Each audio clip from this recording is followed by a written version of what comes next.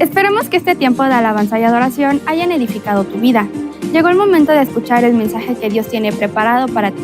Si esta transmisión está siendo de bendición, compártela, no te desconectes. Y quiere ocuparlo con toda confianza y le van a ayudar los servidores. Hay que tratar de ocupar siempre los lugares del frente porque regularmente hay una cultura, a veces después de la hora del servicio, la prédica, siguen llegando hermanos, entonces hay que dejarle no por mal gusto, sino porque ustedes menos distraídos, bueno, lo distraen menos del mensaje. Amén. Los niños de 3 a 11 años pueden pasar allá atrás, van a tener un convivio van a hacer ellos. Nosotros también vamos a hacer uno, pero el 31. Así que está invitado. Dicho sea de paso, los hermanos que van a querer venir y quedarse con nosotros a convivir el día 31 por la noche. Nuestro servicio empieza a las 9 de la noche, pero de ahí, terminando el servicio, nos quedamos, todos traemos algo que compartir aquí con nosotros. Algunos traen refresco, ponche, arroz, un postre, una pierna de cerdo, la compran, la que traen no es de cerdo, ¿verdad? Pollo, lo que gusten compartir y de todas maneras, si usted no trae y quiere quedarse a compartir con nosotros, es bienvenido. Amén. Entonces, pero allá atrás hay un papel bond donde apuntarse con lo que pueda uno traer para ir contando con qué contamos para la cena de ese día. Amén. Muy bien, quiero darle la bienvenida a la tía del hermano Román de Nealtican, que está por ahí atrás. Puede levantar su manita, le damos la bienvenida a la tía. Dios le bendiga, bienvenida a esta casa. Gracias por estar aquí. Dele fuerte el aplauso al Señor por la vida de la hermana que hoy nos visita. También está la mamá de nuestro hermano Fernando Castro, yo la vi por ahí. Dios les bendiga, bienvenida. Gracias por estar aquí, ya viene desde la Ciudad de México y está con nosotros. Esperamos que la pasen a gusto. Todos los que están aquí, voltea a ver a su hermano, dígale bienvenido, bienvenida, qué bueno que estás aquí, qué bueno verle, sonríale, muéstrele la sonrisa, colgate. No importa que tenga ventanitas ahí, usted sonríale. Pues. Recuerde que sonreír es bueno. Amén. Muy bien. Abra su Biblia, por favor, en el libro del profeta Isaías. El profeta Isaías profetizó algo así como en el año 750 antes de nuestro Señor Jesucristo naciera.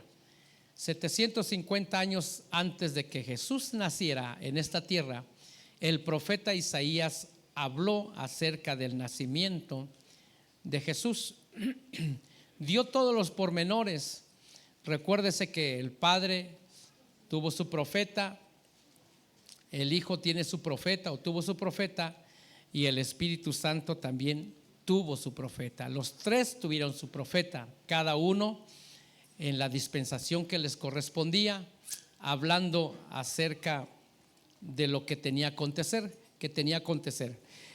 Isaías 53, en el capítulo 53 y versículo 1, ¿qué dice si se pone de pie y le damos lectura? Solo un momentito para que usted mire esta parte que creo que este versículo o capítulo se lee cada año en la época de marzo, abril. Hasta ya tengo la época que se lee este versículo o este capítulo de Isaías 53. Dice así la palabra del Señor: ¿quién ha creído a nuestro mensaje? ¿A quién se ha revelado el brazo del Señor? Creció delante de él como renuevo tierno y como raíz de tierra seca. No tiene aspecto hermoso ni majestad para que lo miremos, ni apariencia para que le deseemos. Fue despreciado y desechado de los hombres, varón de dolores, experimentado, subraya esa palabra si quiere, experimentado en aflicción, y como uno de quien los hombres esconden el rostro, fue despreciado y no le estimamos. Ciertamente Él llevó nuestras enfermedades y cargó con nuestros dolores. Con todo, nosotros le tuvimos por azotado, por herido de Dios y afligido. Pero Él fue herido por nuestras transgresiones, molido por nuestras iniquidades. El castigo por nuestra paz cayó sobre Él. Y por sus heridas, otras versiones dicen, por sus llagas hemos sido sanados. Amén. Oramos. Padre, en el nombre de Jesús te damos gracias en esta mañana por tu presencia. Te damos gracias porque nos permitiste un tiempo de poder regocijarnos en la alabanza que es para ti. Gracias, Espíritu Santo.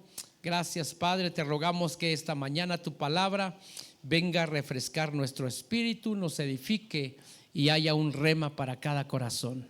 En el precioso nombre de Cristo Jesús. Amén. Amén y amén. Muy bien, puede sentarse.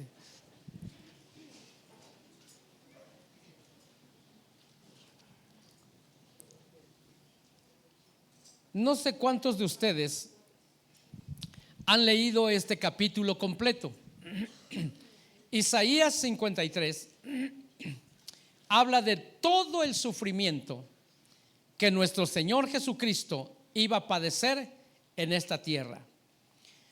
Habla de toda la aflicción que Él iba a llevar por causa de nosotros o por nosotros. Habla de todo lo que iba a suceder en la cruz y en el caminar de Él. Y el caminar estaba marcado por la aflicción, por el sufrimiento, por la muerte, pero también por la resurrección. Ese fue el sello de Isaías 53, hablando acerca de nuestro Señor Jesucristo. Amén. Entonces, cuando nosotros miramos esto, muchas veces nos resistimos. Y hasta la fecha, cuando se hace esa remembranza o ese recordatorio de los sufrimientos del Cordero, la pasión de Cristo, la película famosa, aquella película famosa de la pasión de Cristo de un actor, cuando yo la miré, como es una de las que más se apega un poquito a lo que dice la Escritura, cuando uno mira esas acciones, esos actos de valentía y de sufrimiento, hasta dónde fue capaz nuestro Señor Jesucristo, uno casi derrama las lágrimas. Y no es de que yo me recuerdo que cuando salió esa película todos los cristianos iban cuando se estrenó en cines y salían con los ojos hinchados. Salíamos, dijo el otro, ¿verdad? Pero de ver en la pantalla grande un poco de lo que fue el sufrimiento vicario, dice, de nuestro Señor Jesucristo. No me imagino haberlo vivido en carne propia.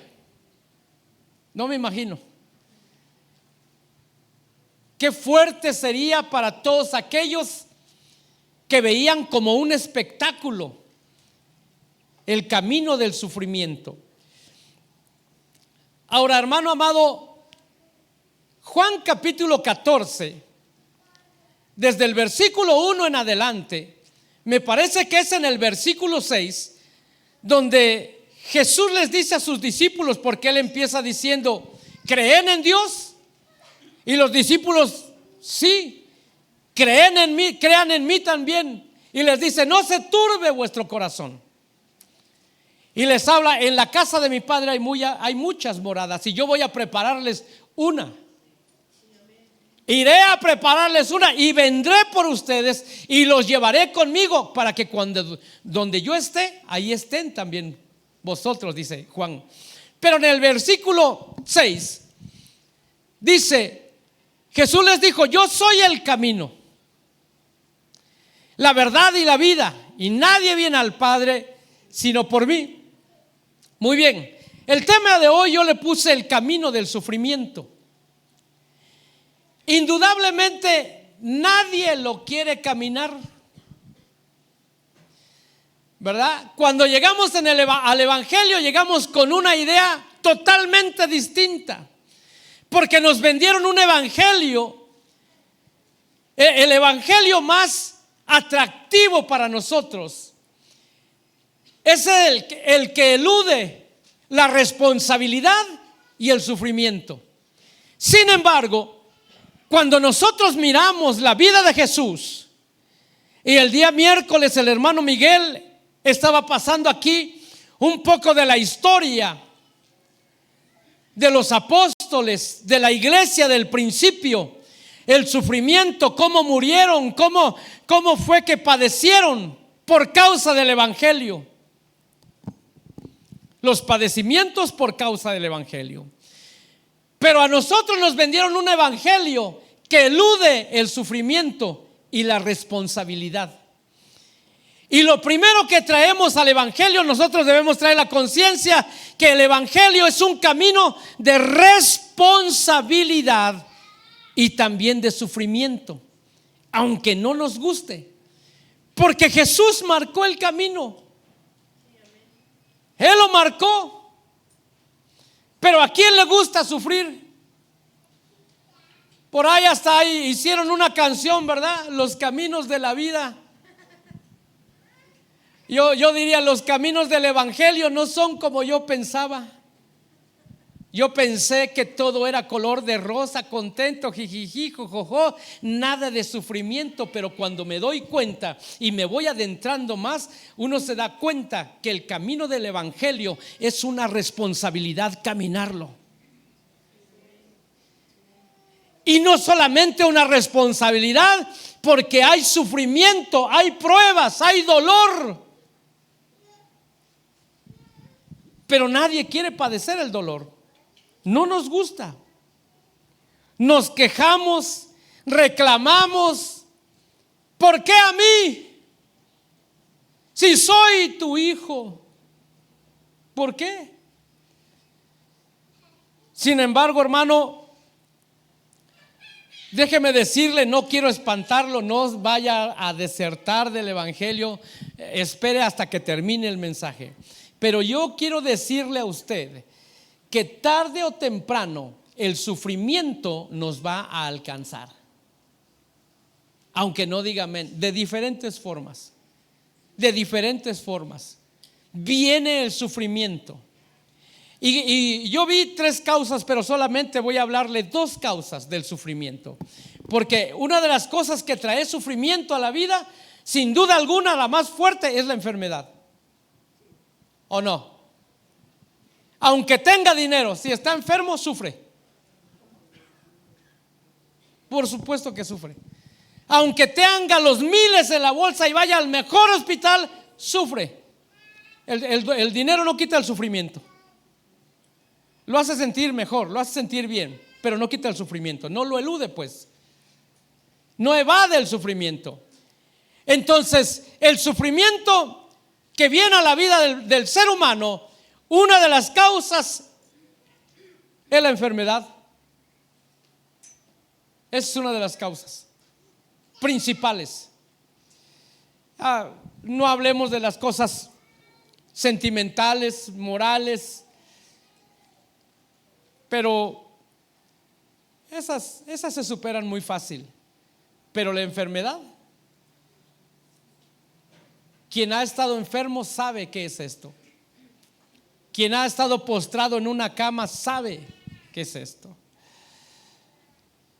Quien ha perdido a un ser amado, cercano, sabe qué es el dolor y qué es el sufrimiento,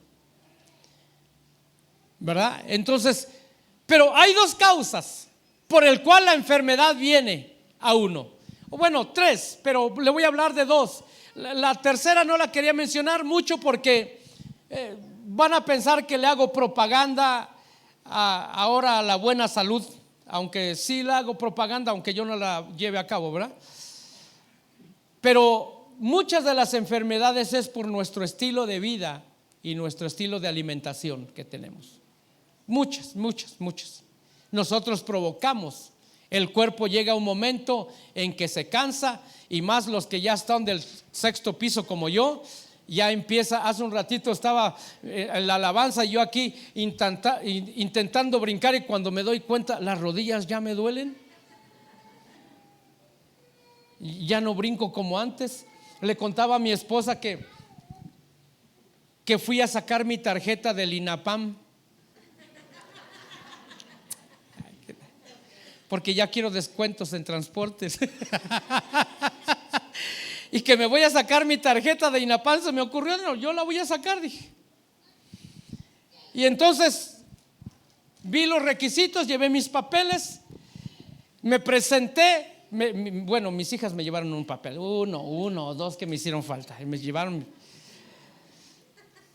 Y llego al lugar y me dice la señorita: sí, claro que sí, le falta ese papel. Ya me los llevaron, los entregué. Permítanos un momento, en 5 minutos le llamamos, puede sentar afuera. Claro, me senté, estuve un rato. Cuando me dijeron: señor Ernesto, puede pasar, ya está su tarjeta. Y entonces me dicen: firme aquí. Entonces cuando veo la tarjeta, wow, ese soy yo, qué guapo. Bueno, de 60 y guapo.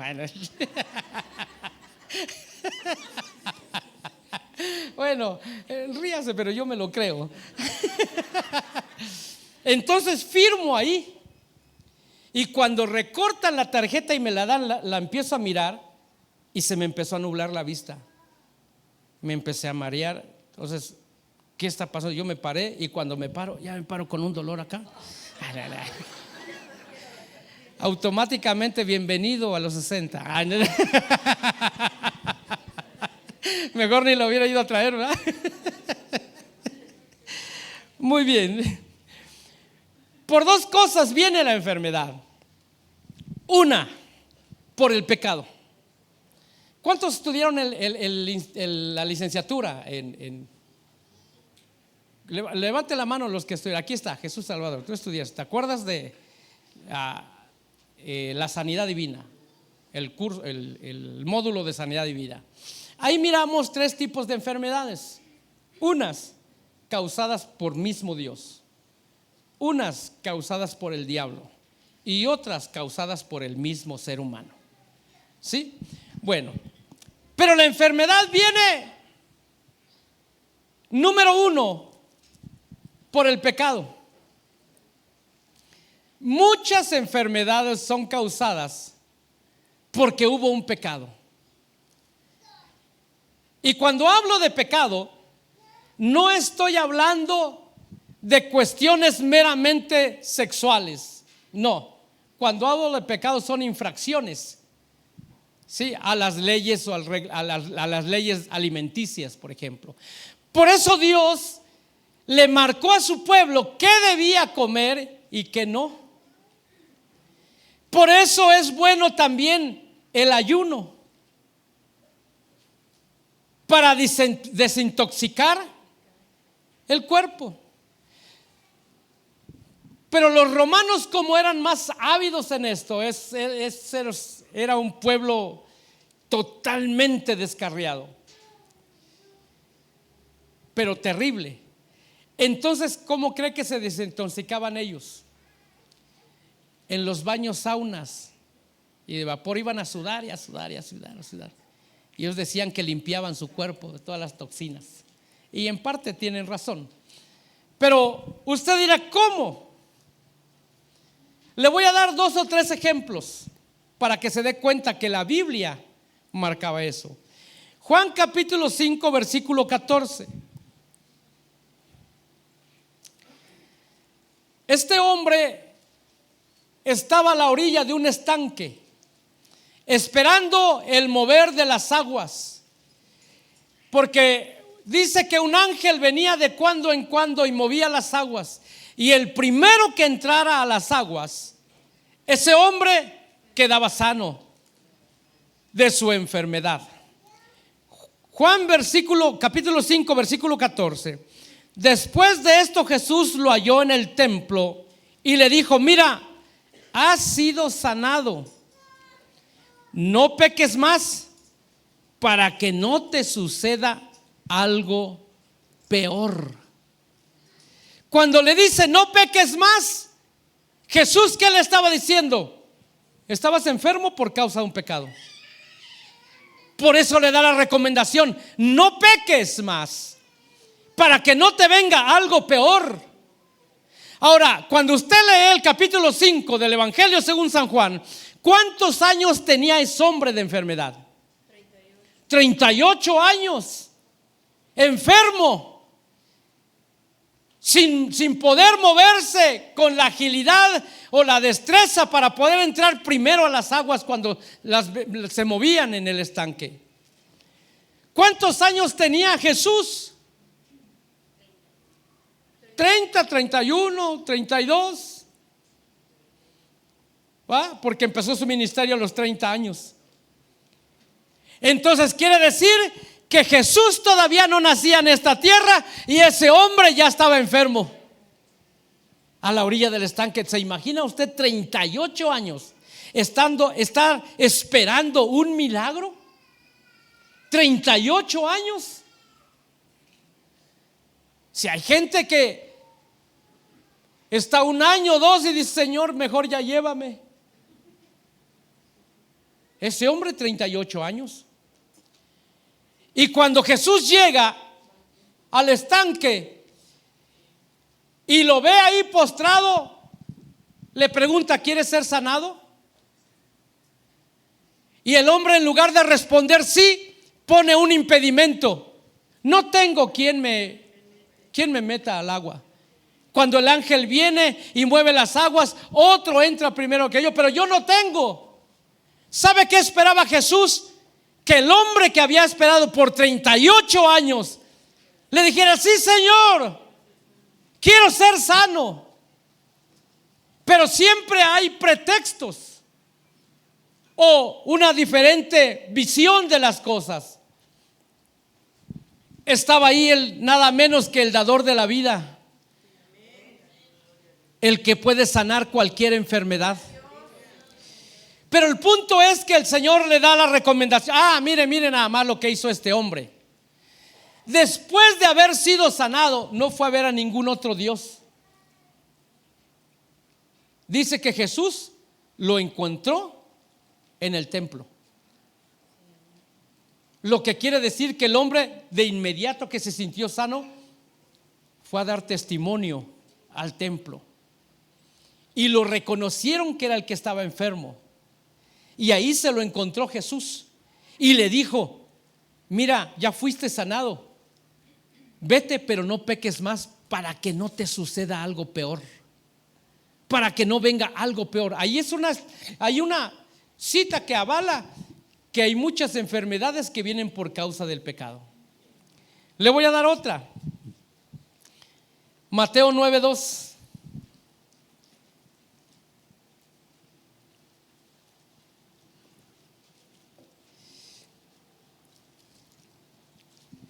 Esta es la historia de aquel hombre que llevaron entre 4 amigos y lo presentaron delante de Jesús. Y le trajeron a un paralítico echado en una camilla.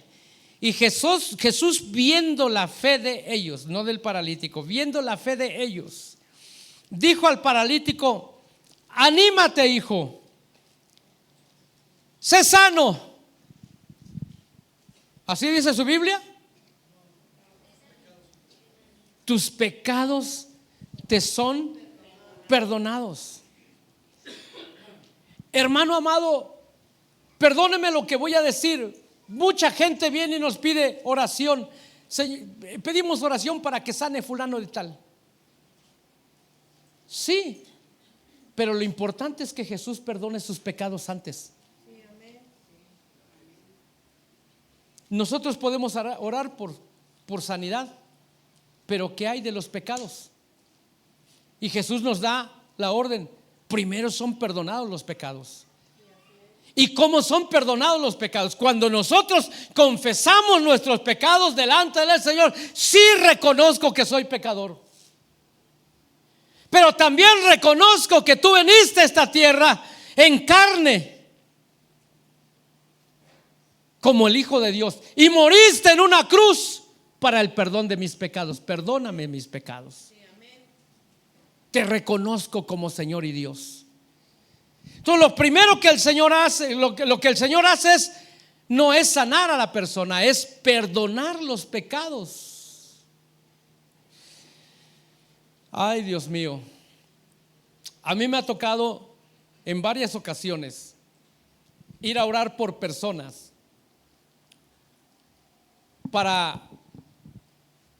en un lecho de enfermedad, a orar por ellos. Y de repente en la oración o antes de la oración, porque a veces yo no sé de qué forma orar, pero Dios me habla de inmediato. Y no oigo la voz audible, sino que Dios de inmediato me pone un pensamiento y me hace sentir cómo tengo que orar. ¿Se recuerda de su esposo, hermana? Yo fui, lo encuentro allí en cama.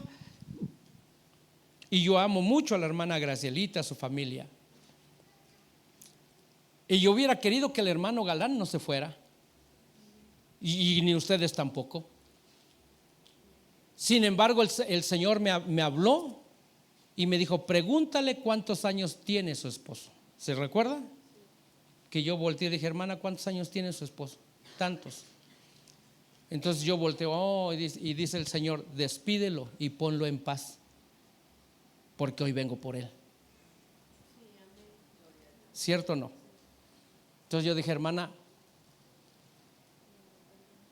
despídanse de él, perdonen lo que tengan que perdonar. Él las está oyendo, reconcíliense. Yo oré por él, me salí, 2 minutos, 3 minutos, máximo 5, sale, ya se fue mi esposo. ¿Qué quería el Señor? Perdonar los pecados, porque era tiempo de irse. Le conté la historia de aquella mujer que yo ni conocía en Playa del Carmen, Cancún, yendo a orar por los enfermos a un hospital. No me recuerdo quién iba, si iba Chay o alguien de ellos iba conmigo. Y al finalizar la actividad ahí, nos íbamos y viene corriendo una señora. ¿Quién de ustedes es pastor? Dijo: ¿hay un pastor entre ustedes? Y todos se me quedaron viendo. Y ni modo de que yo dijera: no, pues yo no. Yo sabía lo que iban. Y como todos se me quedaron viendo, pues yo le dije: yo soy pastor. Entonces me dijo: por favor, dice, queremos que ore por nuestro familiar en plena pandemia. Queremos que pueda orar. Y yo le pregunté: ¿cuántos años tiene su familiar? Me dijeron la edad. ¿Cómo se llama? Fulana de tal. ¿En qué cama está? En tal lugar. ¿Qué tiene? Le pregunté la enfermedad y me dijeron. Y dije: si me dejan pasar, si ustedes hablan que yo entre, yo entro. Tenía muy poco tiempo que había fallecido mi hermano, y yo había despedido a mi hermano en mis brazos. Yo lo había despedido. Entonces cuando me dan permiso de entrar, me dice: sí, que puede usted entrar. Me puse cubrebocas, me pusieron un gorro y entré. Me dirigieron hacia el lugar donde estaba la persona. Y cuando yo veo a la persona de lejos, tengo la imagen de mi hermano. Y yo no quería entrar, sino cuando me di cuenta estaba una enfermera cerca de mí. Me dijo: entre, no tenga miedo, me dijo, entre y háblele, ella lo escucha. Es como la vimos, que dije: no, mejor me regreso. Le dije: está bien, voy a entrar. Pero yo iba con el dolor aquí y con la imagen de mi hermano. Entonces cuando yo llegué y me paro al frente de la persona, le hablé por su nombre. Era una mujer, le hablé por su nombre, le dije quién era y le dije a qué iba. Entonces empecé a orar, le leí la escritura, le expliqué la escritura aunque ella estaba como inerte, le expliqué, le hablé, le dije: hoy te vas a ir, pero te vas a ir en paz. Empecé a orar por ella, le presenté a Cristo, oré por ella, terminé de orar, levanté mis manos y empecé a cantar un canto. Cuando terminé de cantar el canto, ella falleció. Ella se fue. Yo me volteé y yo estaba llorando, porque hay sentimientos encontrados. Hay situaciones que lo invaden a uno. Y cuando me volteé, estaban como 8 personas afuera, entre enfermeras y personas, esperándome. Puede pasar a orar por mi familia, puede pasar a orar por esto, puede pasar. Y aunque habían visto que se me había ido uno, cuando usted ya no quiera estar en esta tierra, pídame que yo ore por usted. Una garantía va a tener, que lo envío en paz.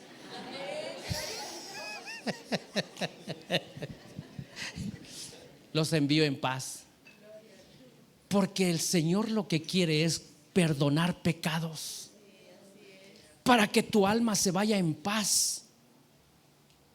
La Biblia dice que cuando un hijo de Dios viene, los cielos se abren.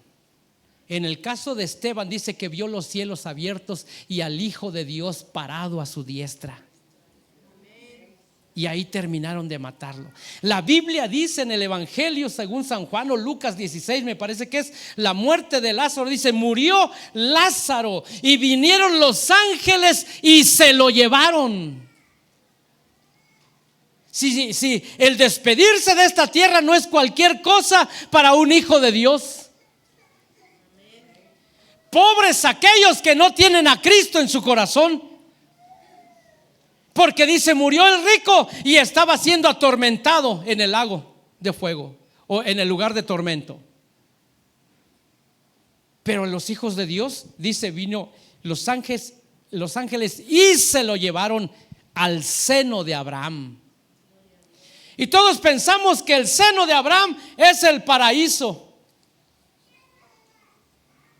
pero está en un lugar de descanso. Pero el seno de Abraham está hablando de su pecho. Dice: y ahí era consolado. ¿Cuál es su seno? El seno. Y ahí era consolado Lázaro por todo el sufrimiento que había pasado sobre la tierra. Yo me imagino a Lázaro recostado en el pecho de Abraham llorando: pero es que yo le pedí al rico y el rico no me daba más que migajas. Y Abraham: ya, hijo, ya, pero estás aquí en mi pecho, estás siendo consolado. Entonces, hermano amado, las enfermedades que son por causa del pecado, por eso es de que nosotros no debemos jugar con la gracia. No debemos decir: pero pues como el Señor todavía no viene y va a tardar, pues démosle vuelo a la hilacha y después pedimos perdón. No sabe cuándo viene, no sabe. No sabemos cuándo va a venir. Mejor preparémonos. Mejor que vengan los ángeles por ti a que vengan los demonios. Qué fuerte, ¿verdad? Entonces, pongámonos a cuentas. Con esto no le estoy diciendo que ya se va a ir. No. Le estoy diciendo que se prepare, porque un día el Señor va a venir por nosotros. Muy bien. Inevitable el sufrimiento, inevitable. Pero hay un sufrimiento que es con propósito, y ese es el que nos debe interesar más a nosotros. Juan capítulo 9 versículo 1.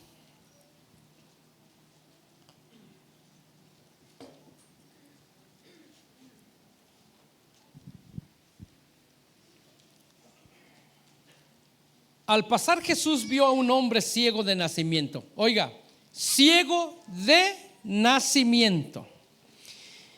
Sus discípulos le preguntaron: Rabí o maestro, ¿quién pecó? ¿Este o sus padres para que naciera ciego este hombre? Ok. Miren lo que preguntan los discípulos. ¿Quién pecó? Este ciego, pero era de nacimiento. ¿Quién pecó para que haya nacido ciego? ¿Él o sus padres? Y Jesús le dice: ni este pecó, ni sus padres, sino que está ciego para que las obras de Dios se manifiesten en él.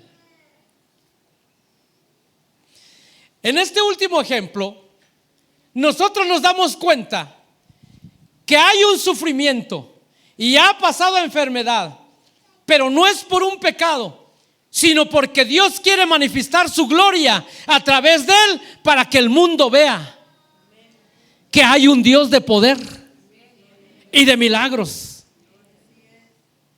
¿Verdad que sí? Entonces nosotros debemos entender, hermano amado, que en mucha gente, en la mayoría de nosotros, el sufrimiento tiene un propósito: manifestar la gloria de Dios. Hace un rato cantaban los hermanos de la alabanza de Jehová el sanador, Jehová es mi bandera, Jehová Jireh, Jehová el proveedor, bueno, es el Jireh, y no sé cuántos, pero dentro de los nombres o atributos de Dios hay 9. ¿Cómo va usted a conocer a un Dios que sana? ¿Cómo lo va a conocer? Cuando está uno enfermo. Y algunos dirían: pues yo no lo quiero conocer. Mejor así que lo conozca yo allá en el cielo, ¿no? Pero aquí no. Paso, ato, rechazo y reprendo, como dicen algunos, ¿verdad? Sin embargo, hermanos amados, hay un propósito en esto. La muerte de Lázaro fue un propósito. Jesús se puso de pie delante de la tumba de Lázaro y levantó sus ojos al cielo. Dice la Biblia que lloró Jesús, y que en la oración que hizo Jesús, muy sencilla, usted mira la oración, Juan capítulo 11, y dice Jesús: Padre, clamo a ti, yo sé que siempre me oyes, pero no lo digo por mí. Y señala a los lados: lo digo por estos, para que ellos crean. Y entonces grita: Lázaro, sal fuera. Y Lázaro salió caminando o brincando, porque dice que venía atado de pies y de manos y amordazado. Le voy a decir como aquel americano que vino a predicar a México y no sabía cómo pronunciar y dijo: y Lázaro andó. Entonces su asistente, que sabía español, estaba por ahí y le gritó: anduvo menso. Y el predicador se volteó y dijo: anduvo menso un tiempo, pero después se compuso.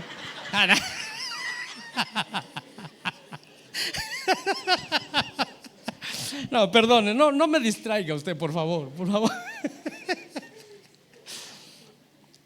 Y Lázaro salió de la tumba. ¿Cuál era el propósito de Dios en Lázaro? ¿Por qué Jesús se quedó predicando 3 días más y no atendió al llamado de ir y sanar a Lázaro en lugar de resucitarlo? Porque había un propósito. O sea que muchas veces usted va a clamar y a clamar: Señor, ¿hasta cuándo voy a estar enfermo? Hay un propósito de Dios. Y es que se le terminen los recursos naturales, que se le terminen los recursos económicos, que se le cierren todas las puertas que usted en las que espera. Y entonces cuando usted ya no ve ninguna salida, entonces ahora sí: Señor, solamente en ti está mi vida. Y el Señor viene y hace un milagro. cosa que usted y yo tenemos que testificar. La iglesia de los años 40, 50, 60, 70, 80 vivía de testimonios.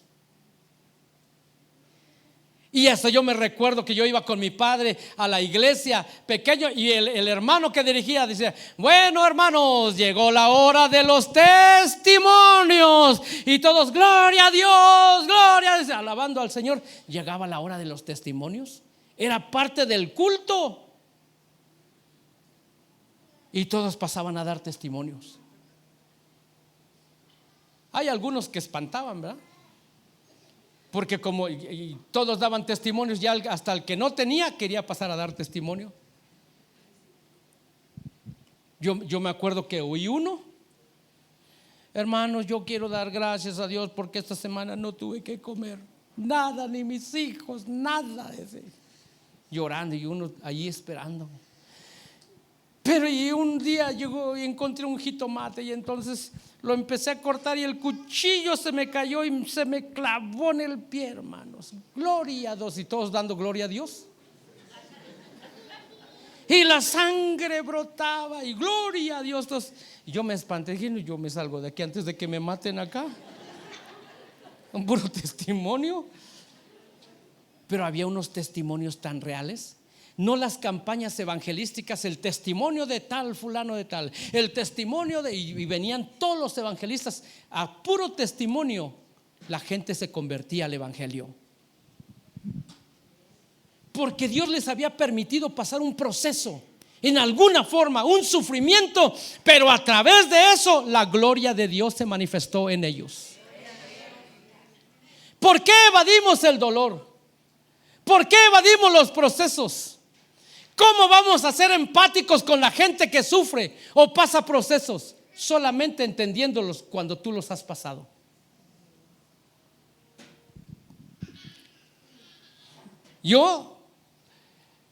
A mí no me gusta ir a predicar a funerales. No me gusta, hermano. Yo lo he publicado. No me gusta. Y más me llaman. ¿Y sabe por qué no me gusta? Porque a veces no sé qué decir. No sé el mensaje, no sé qué decirle a la persona que está sufriendo. No sé. Pero bendito Dios que de repente el Señor te da un mensaje o te da una palabra. ¿Se recuerda, hermanita, cuando su hijo se fue? Yo llegué a su casa. A lo mejor no se dio cuenta, pero yo ni la quise saludar. Yo me fui de frente. Y dije: ¿qué le digo? No tengo que decirle. Y cuando no tienes palabras que decirle, es mejor no decirlas que ir y decir algo falsamente. Entonces yo me pasé de largo y estuve sentado en primera fila. Creo que me vio la hermana Gracielita. Estaba yo, mientras las hermanas estaban con la hermana, y yo estaba: Dios mío. Y si ahorita, pues cuando me salga, voy a tratar de que no la veo, y ya me dice, ya cuando me ve, ya estoy en la puerta. Yo así pensando. Cuando voy saliendo, de frente me la encuentro la hermana, sufriendo, llorando, y la tuve que abrazar. Y yo: Señor, ¿qué digo? Padre, por favor, ¿qué digo? ¿Qué le digo? ¿Qué le digo? ¿Qué le digo? Y entonces la hermanita me hace una pregunta, y cuando me hizo la pregunta, mi corazón empezó pum, pum, pum. Sentía yo aquí mi corazón. ¿Qué voy a hacer, Señor? Y de inmediato el Señor: ¡pum! Dile esto, porque esa es mi potestad. ¿Se acuerda lo que le dije? Hay una promesa para los que creen en Cristo. Según el apóstol Pablo en el libro de los Hechos, hay una promesa: cree en el Señor Jesucristo y serás salvo tú y toda tu casa. ¿Cree esa promesa? ¿Tiene alguna condicionante? Pero si va todos los domingos a la iglesia.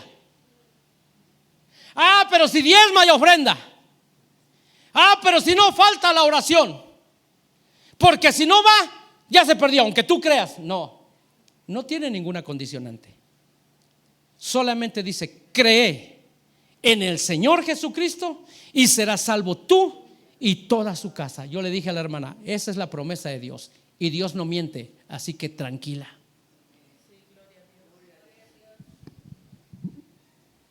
Hermanos amados, hay propósito de Dios en el dolor y en el sufrimiento.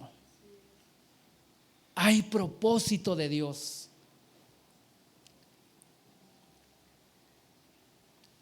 Lo que pasa es que cuando alguien está pasando algún proceso, nosotros actuamos de dos maneras.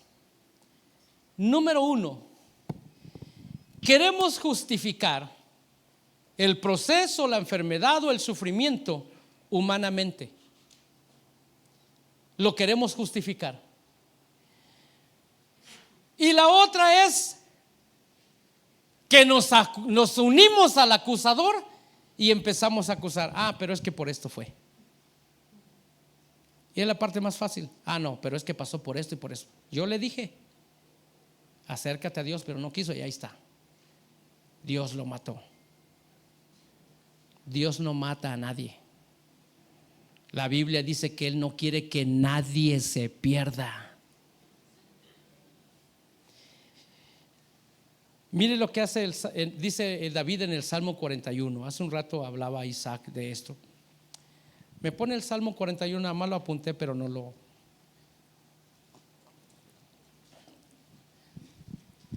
Me quedan 2 minutos. Voy a tratar de terminar en 2 minutos. Bienaventurado el que piensa en el pobre, en el día malo lo librará Jehová. Jehová lo guardará y le dará vida. Será bienaventurado en la tierra y no lo entregarás a la voluntad de sus enemigos.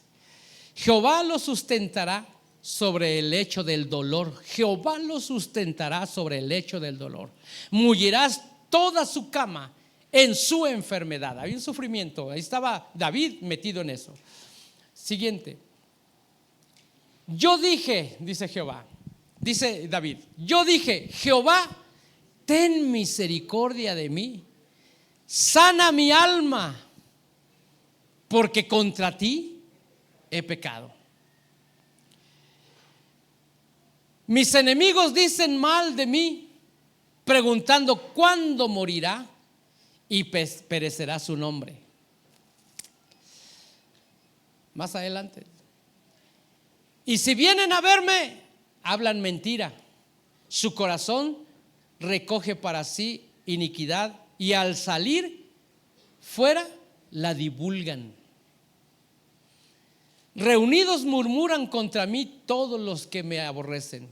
Contra mí piensan mal diciendo de mí. Cosa pestilencial se ha apoderado de él. Y el que cayó en cama no volverá a levantarse.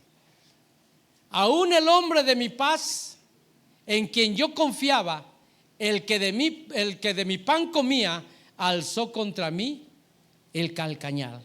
Fíjese cómo está David pasando un momento de dolor, de sufrimiento, de angustia, enfermo, tendido en una cama. Y los enemigos y aún los amigos decían, no, es que yo le dije, no te tomes a Betsabé porque el Señor te las va a cobrar todas juntas. Es que yo le dije, y empieza uno a prejuzgar y empieza uno a juzgar mal. Más que como David era un prototipo de Cristo.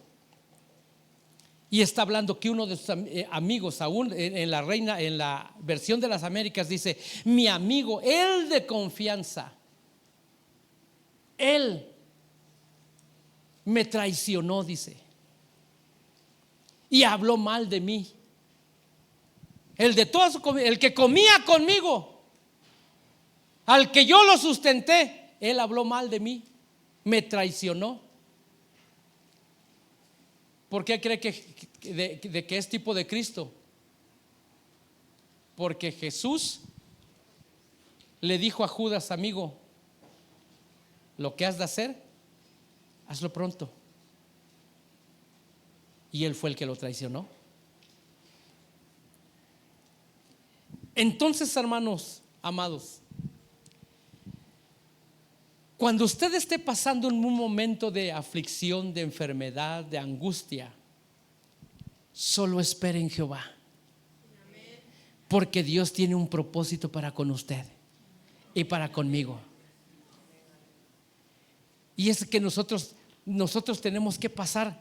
Dice Primera de Pedro capítulo 4 versículo 12: amados, no se sorprendan del fuego de la prueba, que en medio de ustedes ha venido para probarlos, como si alguna cosa extraña les estuviera aconteciendo.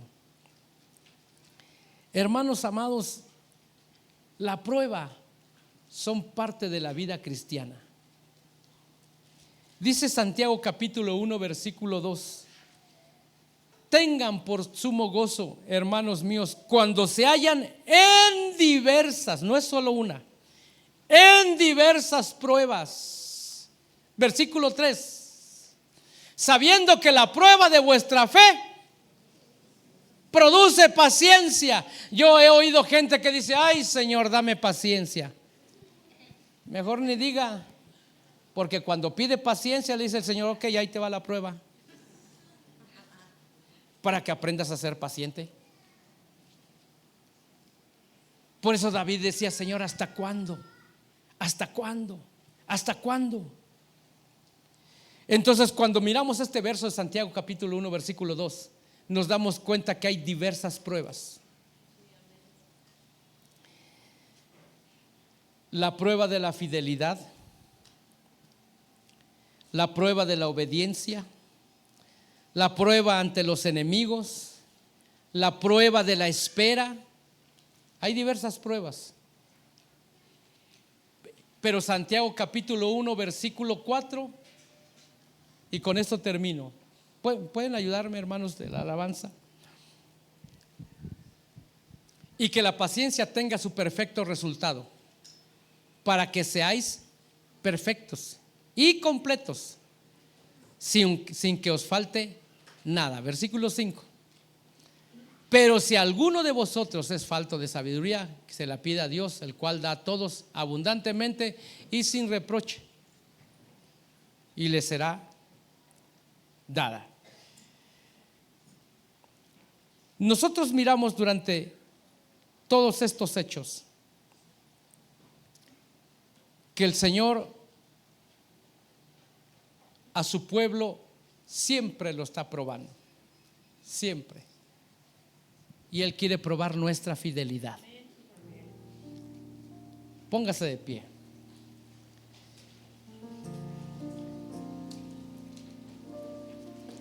¿Cómo prueba nuestra fidelidad?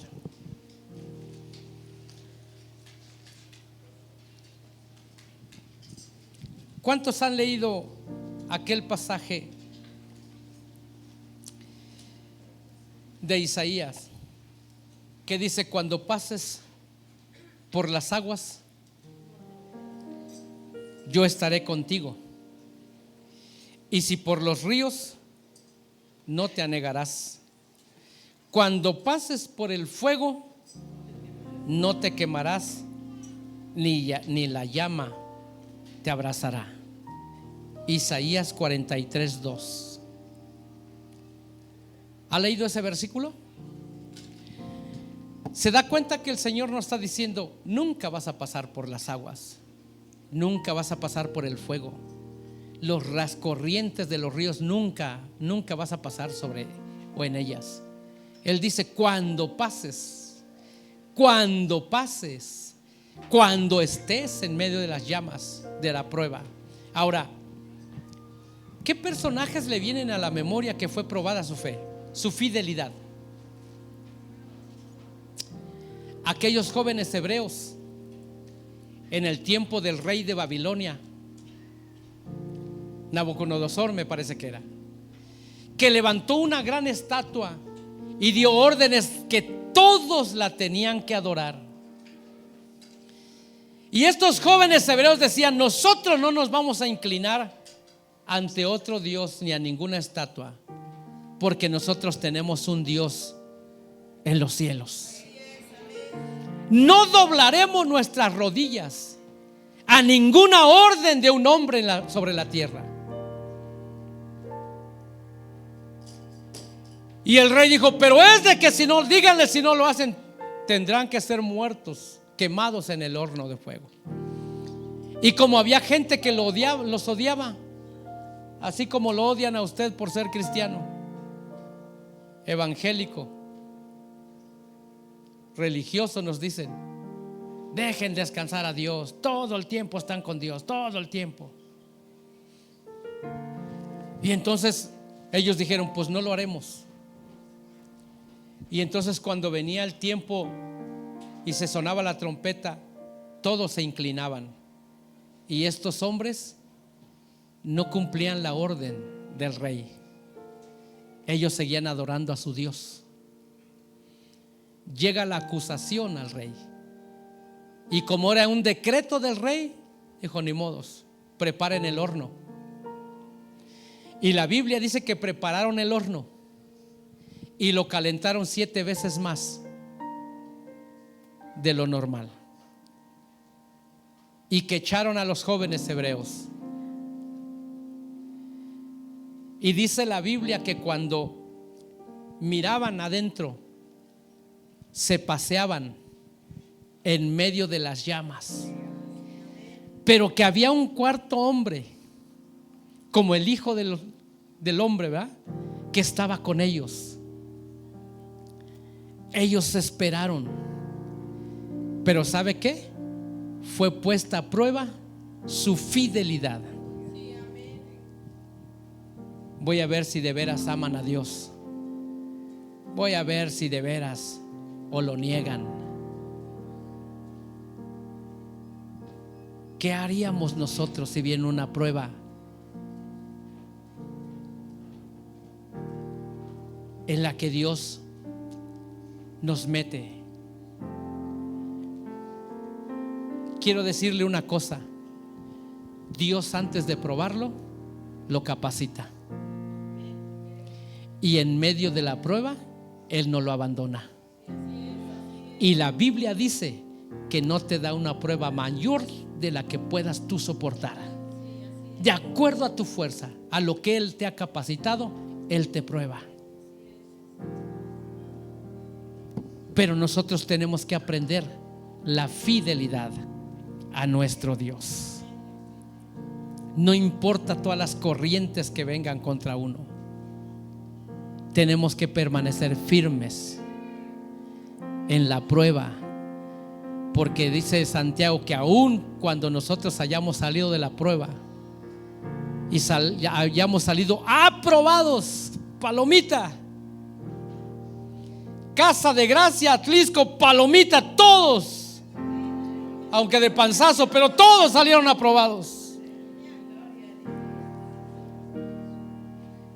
El juez justo nos dará la corona incorruptible para aquellos que aman su venida. ¿Cuántos dan gloria a Dios? Dele una ofrenda de palmas al Señor. Aleluya. Cierra un momento sus ojos. Levante sus manos un momento. Padre, gracias, gracias, gracias, Espíritu Santo. Oh, tú eres bueno. Mantente firme. No desmayes en medio de la aflicción o del dolor. Pon tu confianza en Jehová. Bienaventurado el varón que ha puesto su confianza en el Señor. Aunque venga la tempestad, aunque venga la prueba, el fuego, no desmayes. Solo dile: pero tú eres Dios y yo sé que tú estás conmigo y no me vas a abandonar. Tú tienes cuidado de mí. Y espera, porque hay un propósito en el sufrimiento, en el dolor, en la aflicción, en la enfermedad, en la escasez. Hay un propósito de parte de Dios. En el nombre de Jesús. Hay un pueblo que se mantiene fiel y firme en medio la angustia, del dolor, de la prueba. Pero tú eres Dios. Pero tú eres Dios. Pero tú eres un Dios que no abandona a los suyos, a los escogidos, porque hay un propósito tuyo en mi vida. Él te dará la corona de vida que el juez justo dará a aquellos que le aman y que han estado firmes, fieles en medio del dolor, del sufrimiento, de la angustia. Oh, el Señor no te abandonará. El Señor prometió siempre estar contigo. Él te toma ahora de la mano. Él te toma de la mano. Oh, cuando Él está en la barca no se hunde. No te vas a ahogar aunque caigas en las aguas como lo hizo Pedro. Él solo levantó sus manos y dijo: sálvame, porque perezco.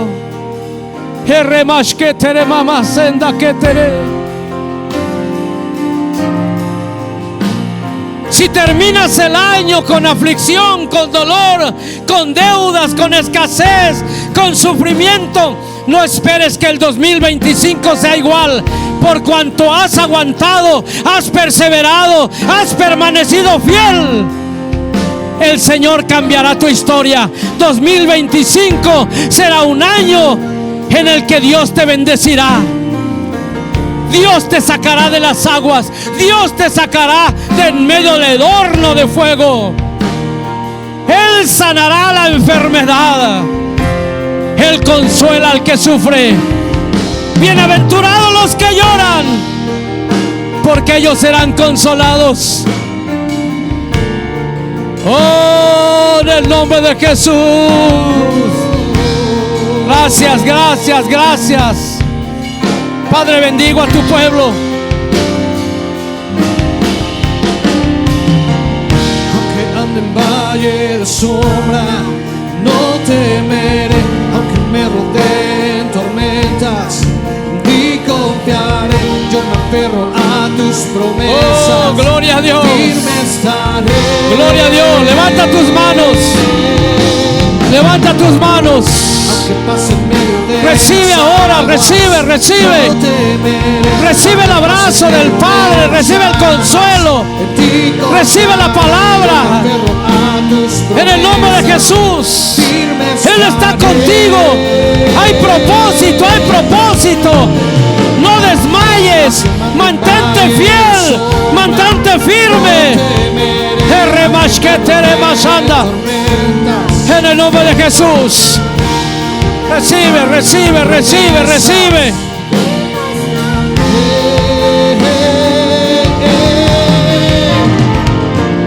Aunque pase en medio de las aguas, no temeré. Aunque pase en medio de las llamas, en ti confiaré. Yo me aferro a tus promesas, firme estaré.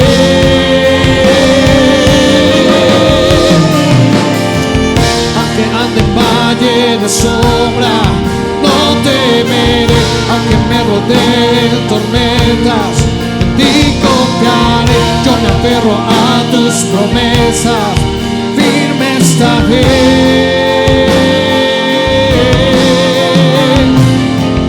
Aunque pase en medio de las aguas, no temeré. Aunque pase en medio de las llamas, en ti confiaré. Yo me aferro a tus promesas, firme estaré. Amén.